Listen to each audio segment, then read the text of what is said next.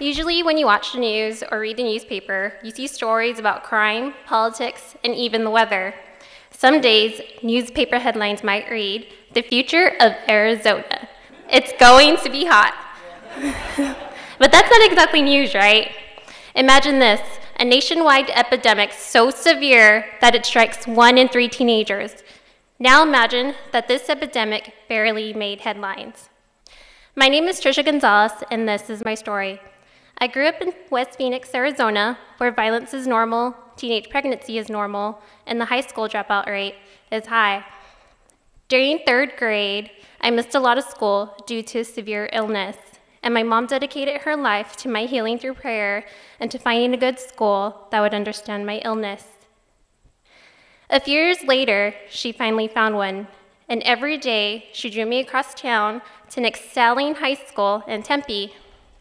At first, I experienced culture shock, but I really enjoyed this new learning environment.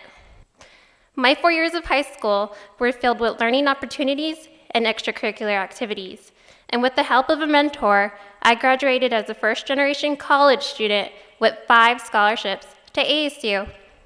After graduating from high school, I reconnected with over 20 friends from my former neighborhood in Phoenix, most of whom dropped out of high school, and all but 2 became teenage parents. After a little research, I realized that there was a parasite lurking in our communities that was silently destroying our communities. But this parasite doesn't travel alone. Along with it, it brings symptoms of despair, such as crime and teenage pregnancy, putting the future of Arizona in jeopardy. Most students who drop out of high school are surrounded by family and friends who are involved in things like drugs, gangs, and are dropouts themselves. And if this lifestyle is all a student sees, then it's most likely what they will become. It's like a system or a cycle of despair. In America, every 26 seconds, 1 student drops out of high school. In 1 week, that's enough to fill 1 football stadium. And after 1 year, enough students have dropped out of high school to fill over 50 football stadiums. You might think, oh, why should I care? It doesn't affect me.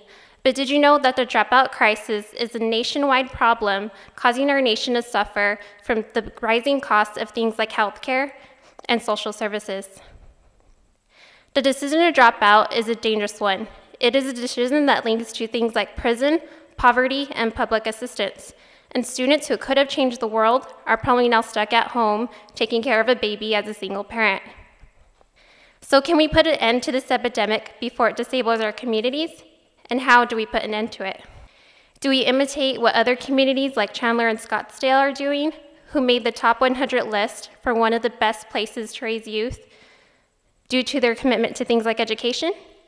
Not necessarily. Every community has different needs. When asked why they dropped out of high school, most students report because class wasn't interesting enough. So do we focus on making class interesting? Not exactly. At-risk youth need to realize that school is for education, not entertainment.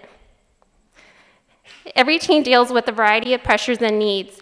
They need a mentor to help them identify their needs, to help them recognize opportunities, and to help them realize that it is cool to be smart and go to school. That is why I developed a program called Motivation to Graduation. It is a program that identifies the individual needs of students and offers creative college readiness services based on those needs. The harvest is huge, but the workers are few. However, together we can ignite a movement to produce a new cycle of graduates in Arizona and beyond.